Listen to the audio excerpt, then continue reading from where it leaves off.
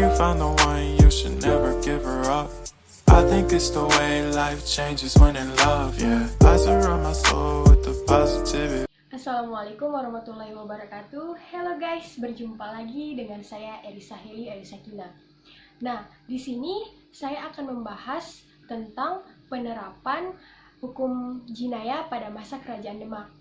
Nah, Kerajaan Demak, berbicara soal tentang Kerajaan Demak, di sini saya akan memberi penjelasan sedikit tentang sejarah berdirinya Kerajaan Demak, khususnya di Jawa Tengah.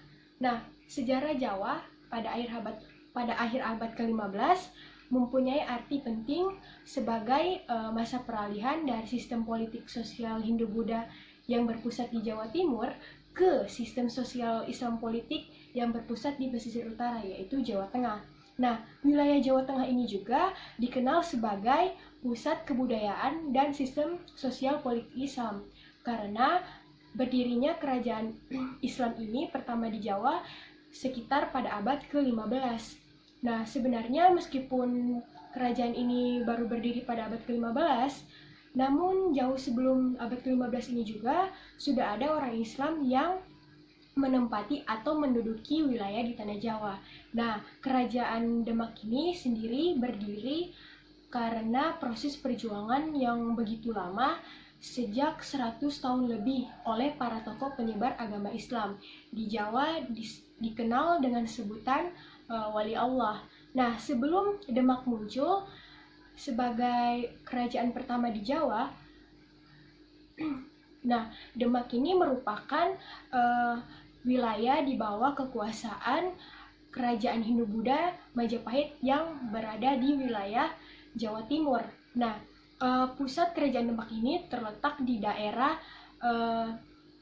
Bintoro di muara Sungai Demak antara Bregoto dan Jepara. Nah, kerajaan ini juga terbukti menjadi kerajaan bercorak Islam yang di Jawa. Terus tidak hanya itu juga, tidak hanya menurunkan raja-raja Islam berikutnya, tetapi juga lebih mendorong tumbuh dan berkembangnya ajaran Islam yang disebarkan oleh para wali Songo. Nah, para wali ini juga tidak hanya berpengaruh dalam penyebaran agama Islam, tetapi mempunyai pengaruh besar dalam pergantian kekuasaan di lingkungan kerajaan. So, langsung saja ke pembahasan intinya, yaitu fikih jinayah dalam Undang-Undang Kerajaan Demak. Nah, setelah Kerajaan Demak berdiri secara resmi dan independen pada tahun 1442 Masehi, maka dimulailah proses perubahan tata kelola administrasi kenegaraan secara lebih besar. Nah, dalam proses perubahan ini, Sultan Fatah sebagai penguasa tertinggi tentunya juga membutuhkan beberapa perangkat perundang-undangan untuk menjalankan sebuah roda pemerintahan yang baru ini. Nah, tak hanya itu juga, mereka dibantu oleh para wali sebagai penasehat spiritual sekaligus sebagai penasehat ahli. Nah, maka Demak ini kemudian menjadi sebuah kesultanan baru yang secara resmi dan juga berpijak pada hukum Islam. Dalam hal ini, Sunan Giri dibantu oleh Sunan Kudus yang juga ahli dalam soal perundang-undangan, peradilan, mahkamah, dan juga termasuk hukum-hukum acara formal. Nah, mereka ini juga merumuskan masalah tentang siasa dan jinayah. Nah, jinayah ini yang meliputi hudud, kisos, dan takzir. Nah, dalam naskah Angger-Angger Suryang Alam dan Serat Suryang Alam ini dijelaskan bahwa hukum yang berlaku di Kerajaan Demak ialah hukum Islam yang berpegang pada Al-Quran dan Hadis. Hal ini ditegaskan dalam pembukaan undang-undang dan ditegaskan kembali pada bagian yang lain dengan redaksi kata yang berbeda. Disebut dalam naskah Serat Angger-Angger Suryang Alam yang bahasa Jawanya yaitu Sang Ratu puniko dene angrepaken hukumullah, dosane tan aklakokan sak pakeme aksarane, anggowahi sapangbikaning Allah Ta'ala kang tinambalekan dawuhing Kanjeng Nabi kita Nabi Muhammad Shallallahu Alaihi Wasallam. Sedangkan dalam serat Suryang Alam ini disebutkan yaitu hukumullah kangden gawe pangilon. Nah, berdasarkan penjelasan tersebut, pada penerapan hukum Islam mengenai ketentuan hukum pidana dalam naskah Serat Angger-Angger Suryang Alam dan Serat Suryang Alam ini oleh Kerajaan Demak, apakah ketentuan hukum pidana tersebut mengadopsi fikih jinayah secara utuh ataukah hanya sebagian saja? Nah, sanksi hukuman berupa kisos, hudud, dan ta'zir ini juga terdapat dalam Undang-Undang Kerajaan Demak. Namun jenis kejahatannya tidak seluruhnya diadopsi dalam naskah Serat Angger-Angger Suryang Alam dan Serat Suryang Alam ini. Jadi ketentuan hukum pidana itu tidak seluruhnya diadopsi, tetapi hanya sebagiannya saja. Nah, kejahatan yang dikenai sanksi hudud hanya dikelompokkan menjadi 3 bagian saja, yaitu tindak pidana pencurian, perampokan, dan perzinahan. Nah, hukuman tuduhan zina tanpa bukti, meminum minuman keras, makar atau pemberontakan, dan yang terakhir murtad ini tidak diatur dan diterapkan oleh naskah serat ini. Nah, selanjutnya tindak pidana yang dikenai sanksi kisos diat juga dikenakan bagi seorang yang membunuh atau melukai orang lain. Nah, sedangkan mengenai sanksi ta'zir ini banyak aturan yang mengatur pelanggaran yang mendapat sanksi ini. Nah, selanjutnya kita klasifikasi lagi hukum pidana yang diatur dalam Serat Angger-Angger Suryang Alam dan Serat Suryang Alam ini. Nah, hukuman bagi pelaku tindak pidana diklasifikasikan menjadi 3. Yang pertama, hudud, kisos, dan ta'zir.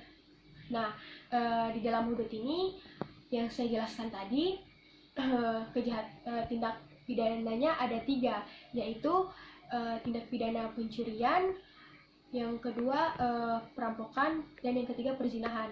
Nah, tindak pidana pencurian ini pasti kalian sudah tahu kan definisi dari pencurian ini apa.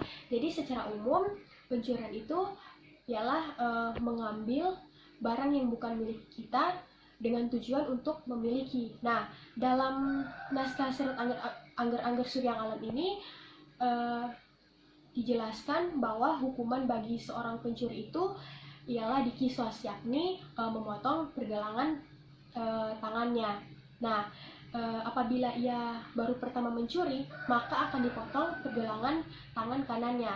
Nah, apabila kedua kalinya dia mencuri, maka dia akan potong bagian kaki kirinya. Nah, yang ketiga, apabila lagi dia mencuri, maka dipotong pergelangan tangan kirinya. Dan yang keempat, apabila lagi dia mencuri, maka yang dipotong kaki kanannya. Dan yang terakhir, apabila lagi dia mencuri, dia hanya dikenai ta'zir. Nah, selanjutnya ada perampokan. Nah, perampokan ini ada 4 jenis. Yang pertama, si perampok ini membunuh si korban. Ia membunuh si korban dengan menganiaya, tetapi tidak mencuri. Nah, hukumannya itu dibunuh. Nah, jadi kalau mau dibilang cukup berat juga. Nah, yang kedua ini si perampok membunuh si korban, terus mengambil harta si korban ini yang sudah mencapai 1 nisab atau lebih. Nah, hukumannya dalam naskah ini adalah dibunuh dan disalib atau dijemur dengan kain setelah disolati, dikafani, dan dimandikan. Ternyata hukuman ini juga sangat lebih berat dari yang pertama. Nah, yang ketiga ini si perampok hanya mengambil harta si korban ini yang sudah mencapai 1 nisab atau lebih. Nah, tetapi dia tidak membunuh si korban ini. Jadi hukumannya itu dikisos, yakni dipotong pergelangan tangan kanannya dan kaki kirinya. Dan yang keempat ini perampokan yang hanya menakut-nakuti saja, tetapi dia tidak membunuh dan mencuri. Nah, hukumannya ini hanyalah dipenjarakan. Nah, hukuman yang keempat ini cukup ringan daripada yang ketiga ini. Selanjutnya kita masuk ke perkara perzinahan. Nah, bagi pelaku zina ini diancam dengan hukuman dijilid atau didera sampai 80 kali atau 100 kali. Nah, selanjutnya kita masuk ke kisos diat. Nah, di sini ada pembunuhan, di mana pembunuhan ini yang di dalam naskah Angger-Angger Surya Ngalam ini bahwa hukumannya itu dikisos. Nah, pembunuhan ini dibagi menjadi dua, yaitu pembunuhan sengaja dan pembunuhan tidak sengaja. Nah, hukuman bagi pelaku pembunuhan sengaja ini adalah dikisos. Namun apabila si pihak korban ini mau memaafkan si pelaku ini, maka si pelaku ini hanya membayarkan diat mughalaza. Nah, sedangkan hukuman bagi pelaku pembunuhan tidak sengaja ini adalah diat mukafafah. Selanjutnya masuk ke penganiayaan. Nah, orang yang menganiaya ini dapat dijatuhkan hukum kisos dengan ketentuan dan syarat yang sama dengan ketentuan dan syarat kisos pencurian dan pembunuhan.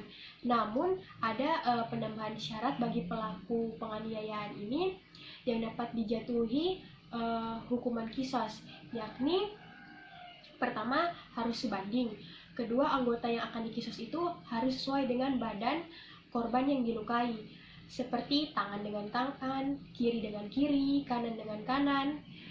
Terus kedua anggota badan yang sehat atau tidak normal dapat dikisos apabila anggota badan korban yang ia lukai atau dipotong tidak sehat atau tidak normal. Nah, kisos ini hanya dikenakan bagi orang yang memutuskan pergelangan tangan atau siku.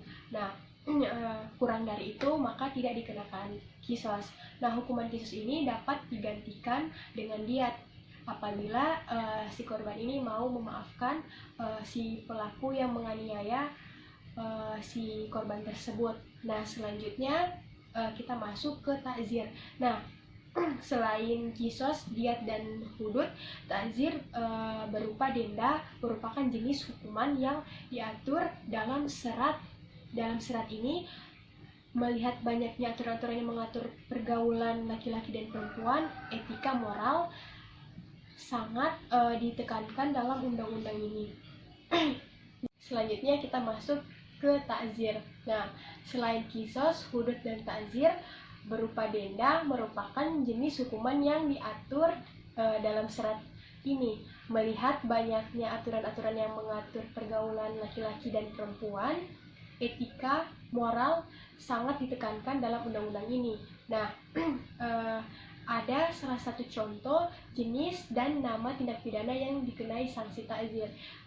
Contoh yang pertama yaitu senggraha purusa, yaitu jika ada seorang perempuan dipegang oleh seorang laki-laki atas dasar suka sama suka, maka jika belum menikah, yang perempuan itu didenda 7.000 dan yang laki-laki didenda 8.000.